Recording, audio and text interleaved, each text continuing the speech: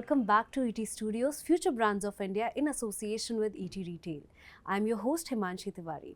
Now, the Indian D2C market is looking to surpass the mark of $60 million by 2027, and we here at ET Studios bring you the rising stars, the most promising brands of India in the upcoming few years. And for this episode, we are joined in by Aanchal Saini, CEO of Flyrobe, and also the founder of Rented Bay. Aanchal, welcome to the show. Thank you, Imanshi. I'm glad to be here. Yeah. So, Aanchal, you founded Rented Bay a decade back, and then you acquired Flyrobe, right? And both are both these companies solve our perpetual problem of of what to wear, right? You can rent, you can enjoy, and then return.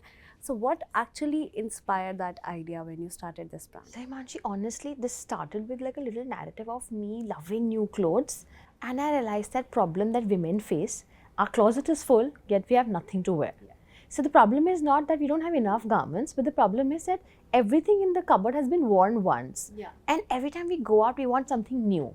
And how much can you buy? So this is where the thought started. And of course, with me, my co-founders, Ricky and Karan, technology enabled, we realized that anything that we want to do, technology has to be the front part of that, so that we can scale and reach the masses. So when we started, we were really narrow in our approach. We were just thinking about Western wear for women. That's all we thought about. And we realized that once you start working and all, you don't like to borrow clothes from your friends, etc. That can happen. That may happen in the college times. But after that, you want your own set of clothes, etc.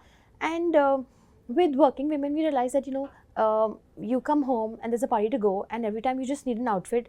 So we, my thought was, what if an outfit just come and I wear it and then it just vanishes the next day. That is the kind of thing we wanted to develop. And we started with just a city delivery where we promised a dress within 2 hours, and the entire idea was to try to make Indians try rentals. And for that, we Rented Bay Times, we started with you order a product, an extra size is sent to you. It's packed in a Chanel box and it's ribbon packed. You try, the delivery person will wait outside. You choose your size, they'll steam iron that product and keep it right there for you and we'll leave. That's how we thought that we can change how Indians think about rentals. And of course, as an entrepreneur, we've done everything under the sun in terms of renting fashion, westerns, jewelry, bags, clutches, luxury, sunglasses, vacation wear. So from renting for something worth 200 rupees to renting worth something 1 lakh rupees is what my range has been. Yeah. So from Pradas and Jimmy Choos of the world to everything. Subscription models we've done, like monthly rentals, etc., etc. But I think obviously it's a very, very new space. Yeah. So we were trying a lot of things, and then we stuck to the occasion wear category, where the real rentable business sounds like, So this is what the journey started with, just thinking about this and then developing technology. And starting with westerns is how we started, and it's been a long way since then. Yeah, and you're catering the luxury segment of the market as well. So we are catering to occasion wear needs, like you're attending a wedding, anything related to wedding, whether you are the groom or the bride or a wedding guest. Those are the products that are very expensive, and they one-time wear, expensive, storage is a hassle, trends change so much, right? And completely like a non-performing asset if you just store it. So that's what we realized, that that's the perfect product category where the asset is expensive and you can use it for a little while and then pay just 10, 15, 20% of the MRP and save the money and yet look glamorous, right? Yeah, all right. So the Indian market had such kind of renting occasion wears earlier, but those were for lower segments and local markets used to correct. Right? So I think Flyrobe is one. Flyrobe was a brand that is created, and it was the first. We call ourselves the first rental company, in the sense that the market still exists, but that's a very unorganized market. Yeah. Right? People like you and I would probably not enter those stores. Yeah. Hygiene is an issue, kind of product is an issue. You'll see a lehenga which is like a decade-old lehenga, 10-year-old, it's just still lying there. So so many issues that sort of hindered the masses to go and start renting. Yeah. And that was the gap. That major gap, Then we realized that what if we can get designer wear? What if the hygiene can be really leveled up? and the product is new like. Unless it's not new like, it doesn't move out of the store or the warehouse. So that is the kind of change we got in the space. All right. So when you started Flyrobe or Rented Bay, for that matter, how did the Indian consumer react to it? Like, what was the mindset of the Indian consumer, and what did you do in terms of strategizing, in terms of reaching out to the masses? So, you rightly pointed out the biggest challenge was changing the mindsets. So, it's like changing habits. People are used to buying and they were used to, so our market wasn't that, people are already renting. So, we launch a brand, now you're renting from XYZ, don't rent from them, come and rent from Flyrobe. That wasn't the case. The case was people were buying and we were like, don't buy, rent. It's basically changing habits, and it definitely took a decade to show growth in the business and really have it took us that much time. It's like, I would always give an example of Ola and Uber. Indians were not used to taking cabs, and that's how they started. And look at the way people use cabs today, right? So it's really changed, and so has the rental space, I think. So today we have about 17 physical stores at different locations pan India. We're servicing to 30 plus cities, and the market is dynamic. Like, I always say in this space there's geometrical growth. Every year on year, it's not like 10%, 20%. You'll just go 200%, 400%, 600%, 1000%. That's the growth, because that's how. And I think first half of the decade was a challenge. Second half of the decade was the growth potential.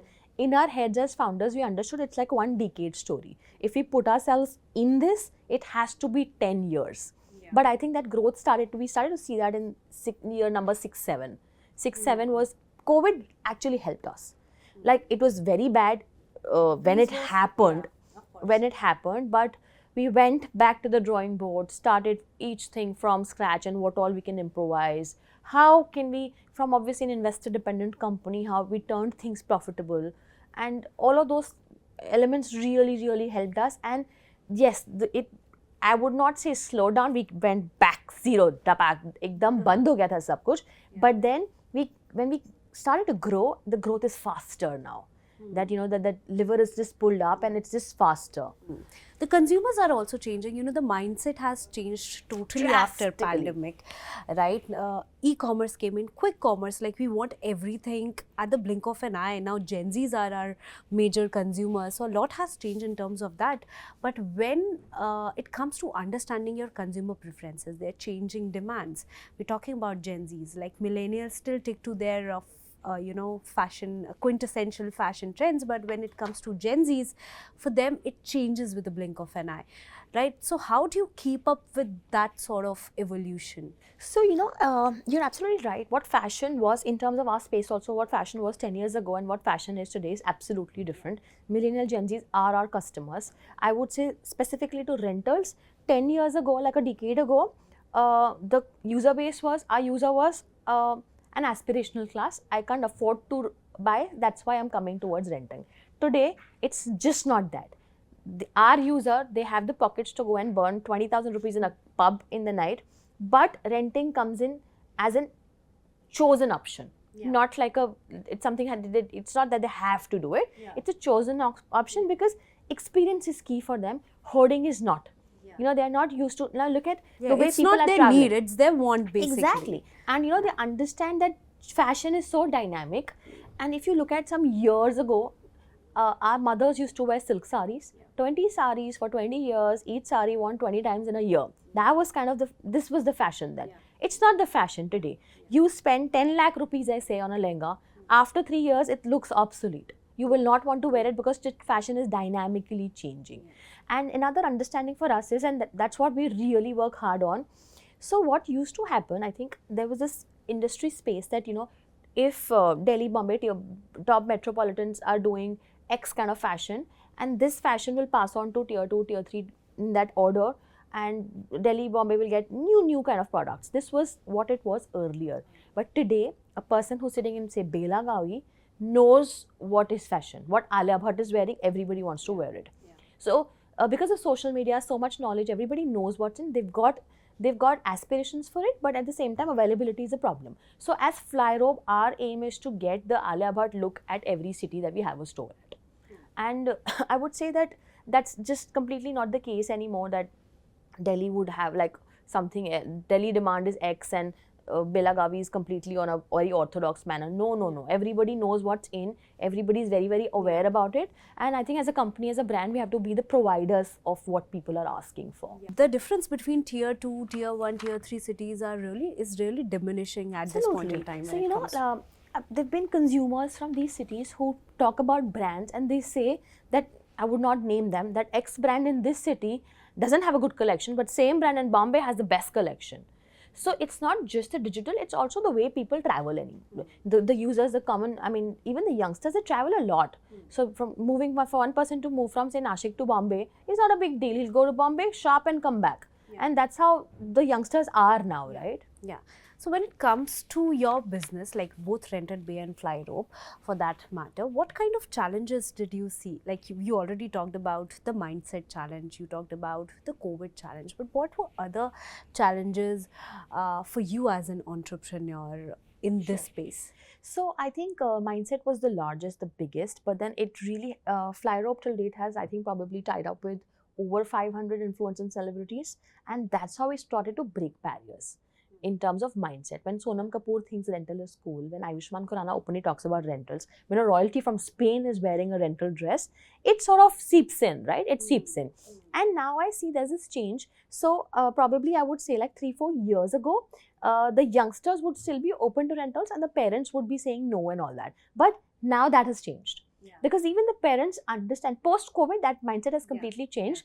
Parents understand, like if a girl is getting married, the mom thinks it's better to buy gold for her. It's better to make an FD for her, better to invest in property rather than spending lakhs on outfits. The choices are becoming smarter absolutely now. So of course, this was one major challenge which I see. This was time.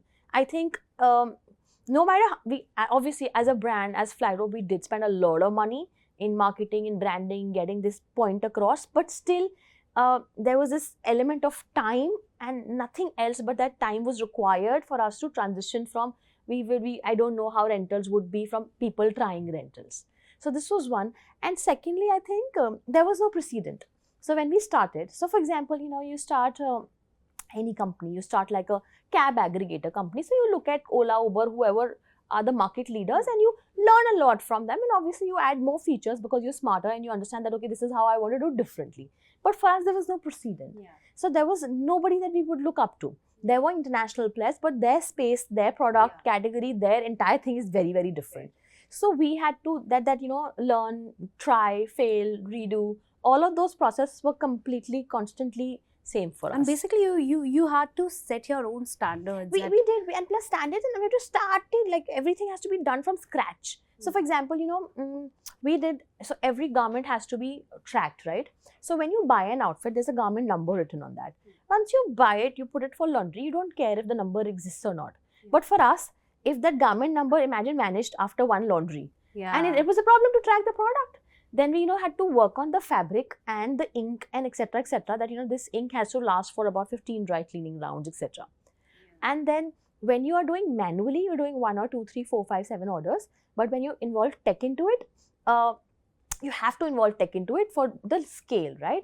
So initially we built the technology first, then we started the business, which was absolutely new, and then we had to redo the technology. Because then when you really do, it's not about 10 orders. When we do 100 orders a day, then you see the challenge. Okay, this is what the problems are. So constantly we were evolving the processes, at the same time technology. So it was all going side by side. And obviously for such a company, having tech in-house is the most important thing, which we did. So technology has been the strongest arm for us always.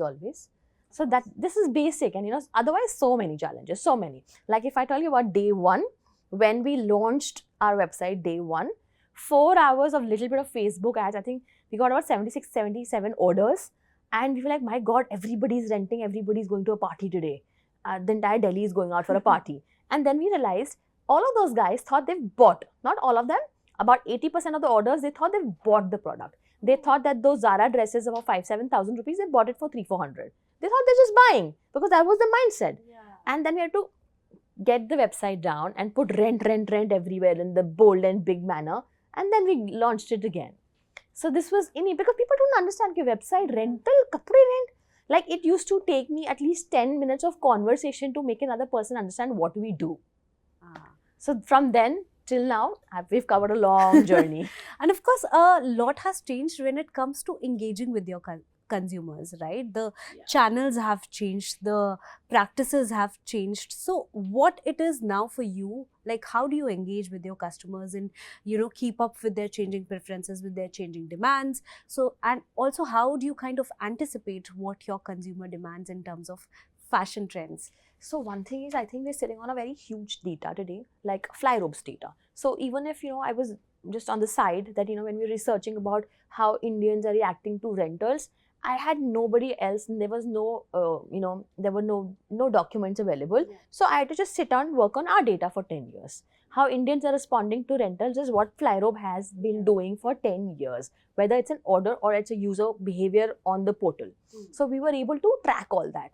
And that's the biggest asset as on date that we have. So today when we open a store, say we open a store in Coimbatore, so we are not working on what we're not mystical about that what will happen in Coimbatore. So we take out our data for Coimbatore for the last 10 years, data of users who've ordered, data of users who've just been browsing the portal, and understand what categories have been most successful. Supposedly 60% women, 40% men. Out of 60%, how many bridals, how many colors, so we get that data out. So we are already so strong in terms of data. Before we set up a store, we know all this handy. And that's how we make the inventory index. And the chances of us going wrong is literally minuscule. Yeah, but when it comes to data, data comes from multiple sources. Yeah. Be it your website integrations, be it your CRMs, be it your social media, a lot of other channels, right? But how do you kind of organize your data and so that, it is usable for you in terms of your future strategies? So the main data that we used in terms of consumer preferences is our website. Our portal that's where we have the maximum traffic. And of course, in terms of wanting our services, social media is the way we track on. Now for us, where would be the next 10 stores would be, it depends on queries from customers. Where are those Flyrobe customers wanting a physical store? So it's just become like a no-brainer for a few things now. We don't have to work too much in terms of inbounding new inventories, new colors. It's just data. If people are asking for it, people want it, just give it to them. That's how we've been working. And in terms of what you asked, how we engage with our customers. So since it's fashion, it's very dynamic, and at the same time, people want to, before they visit a store, they want to see things that they'll see at the store also. It's not like you can show them a website and then say, okay, fine, this is the kind of stuff you have. They like a particular thing and then they go to the store and they don't have that. So that doesn't work. And for us, it's not like we are not a retail sort of a collection that every piece will be there at every store. Every piece is unique for us. Like Flyrobe, in terms of products, like what you see at Nashik is not what you see at Delhi, what you see at Delhi is not what you see at Coimbatore or Bangalore or whatever. So for us, we realized that we have to start. There was one huge Instagram community, which we are obviously updating about, main page we call it. We started to build small communities city-wise.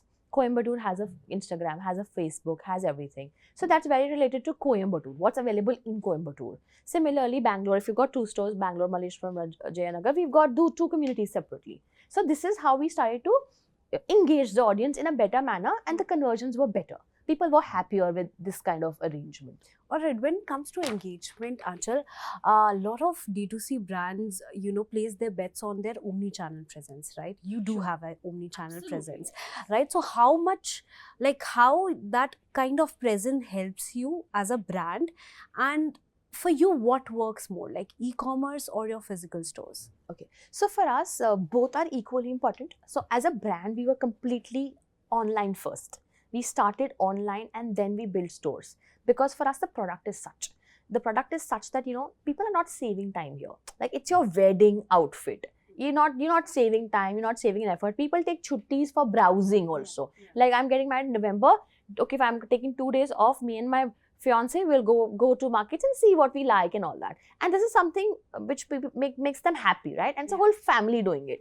So we realize stores are very important. Look and feel is very important. Nobody is ordering their bridal lehenga or groom sherwani online as of date. As of date, okay? Yeah. We did try, technology, as I say, has been the front runner for us. We did try the virtual trials and all of that, but still people want to come to the store. So we realized stores are required, but discovery happens online. So how do we reach masses? We can't have like one stop running somewhere in Delhi and talk about being a national level brand and all, right? So we realized that okay, discovery happens online. This is something that people have to make up their mind before. You're not, you're not there in the market shop going in with the mindset of buying and then like, oh, we rent it, cholo, let me just go and rent it instead of buying. People know beforehand. Yeah. Okay, so we get our consumers online digitally. 70% people who walk inside the store are they already know us. So online to offline has been the strategy.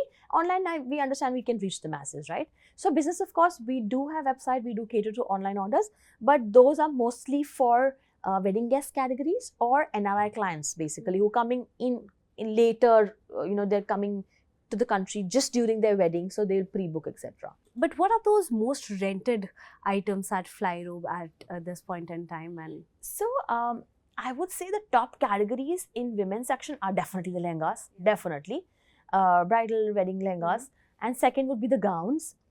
I think they're the top categories for women, and for men I would say groom sherwanis and Indo-Westerns and tuxedos go well equally. all right. So looking ahead, what are the future plans for Flyrobe?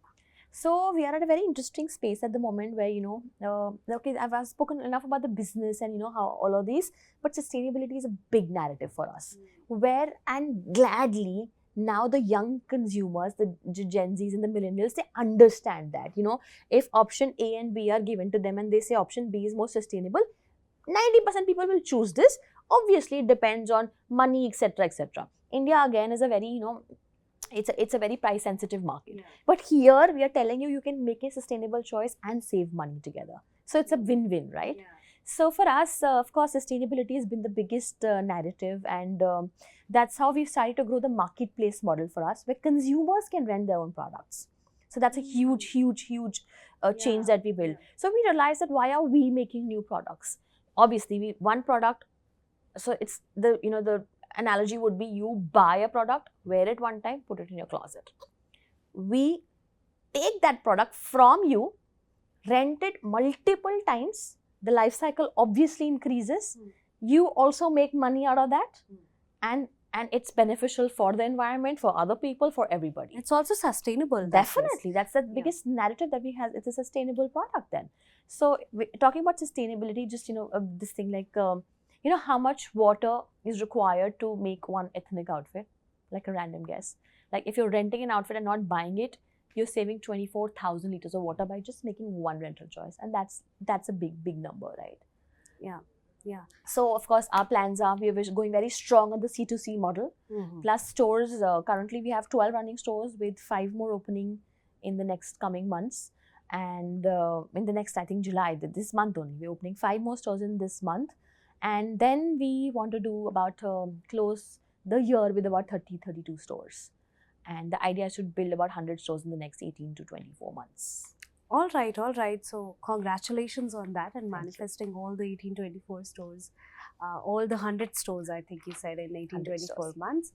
Thank you for joining us today, Aanchal. It was a wonderful conversation. Thank you, Himanshi. And to our viewers, stay tuned for more such videos only on ET Studios, Future Brands of India, in association with ET Retail.